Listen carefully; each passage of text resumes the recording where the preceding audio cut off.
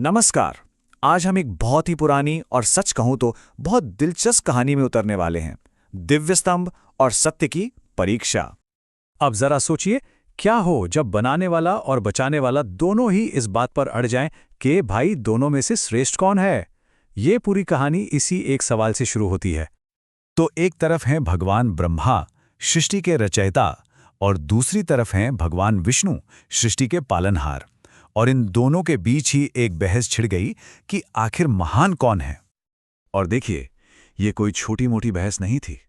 बात इतनी बढ़ गई, इतनी ज्यादा बढ़ गई कि पूरे ब्रह्मांड का जो संतुलन था वही डावाडोल होने लगा।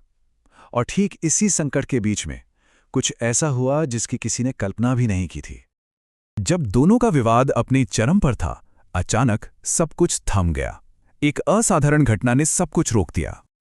जरा आंखें बंद करके सोचिए, एक अंतहीन धधकता हुआ प्रकाश का स्तंभ, मतलब ज्योतिर्लिंग, जिसका ना कोई सिरा था ना कोई छोर।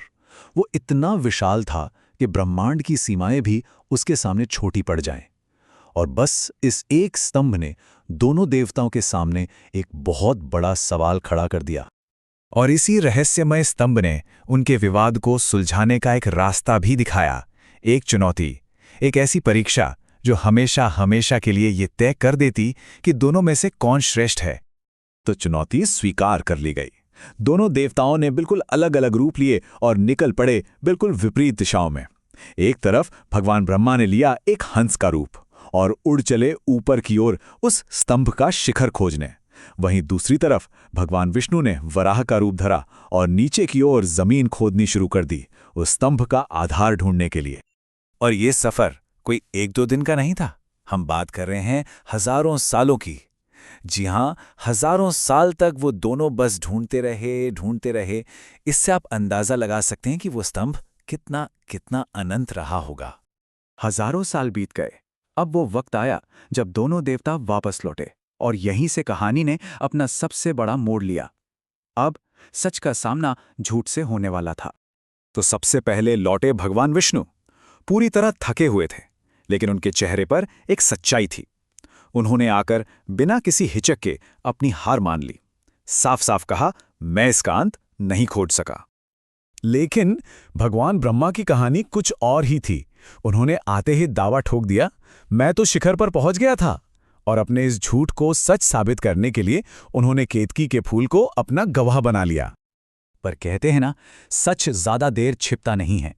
अब वक्त था अंतिम फैसले का, और यह फैसला कहीं और से नहीं बल्कि उसी स्तंभ के भीतर से आने वाला था।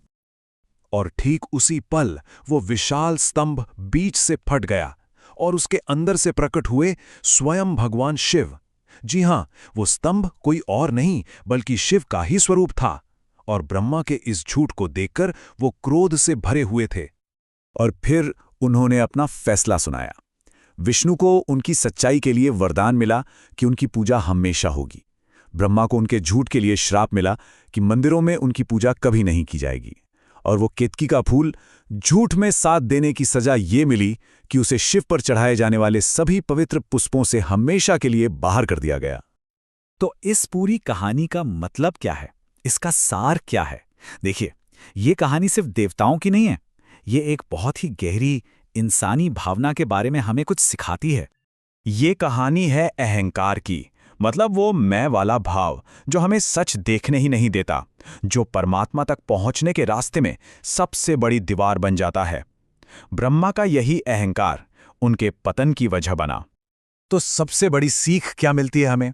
यही कि उस अनंत को, उस परम सत्य को अहंकार से नहीं पाया जा सकता।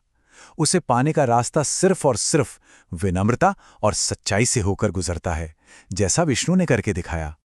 तो चलिए, आज की बात यहीं खत्म करते हैं, पर एक सवाल के साथ। जरा सोचिए, हमारी अपनी दुनिया में, हमारे आसपास ये अहंकार कहां-कहां ऐसे ही अदृश्य स्तंभ खड़े कर देता है जो हमें सच से दूर रखते हैं। इस पर सोचिएगा जरूर।